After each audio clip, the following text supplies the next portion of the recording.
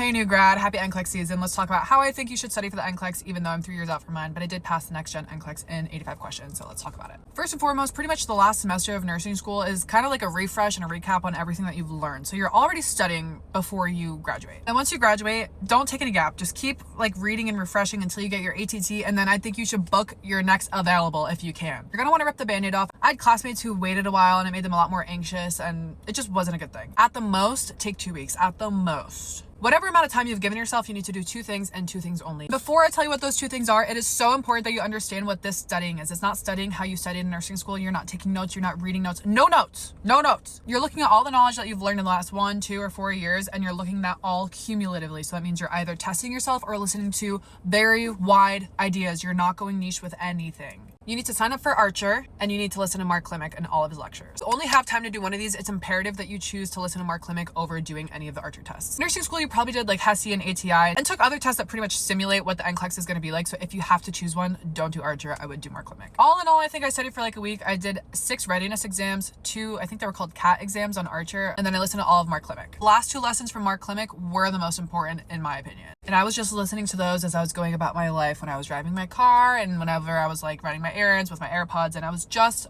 always listening. Heck, I had that on in the shower, okay? Like all the time I was listening to Mark. You used to be able to find Mark on like Spotify and YouTube for free, but I'm pretty sure somehow that all got taken down. So it's worth the money to subscribe and actually physically buy it or whatever you got to do to get your hands on that material. At no point should you be actually trying to retain any new material, okay? If you don't know it, you don't know it. Just focus on what you do know and really hone in on that, okay? In your studies, there's going to be topics that come up that you're going to be like, oh my God, why didn't my professors ever tell me this? I never learned this. I've never seen this word. I don't know what this medication is.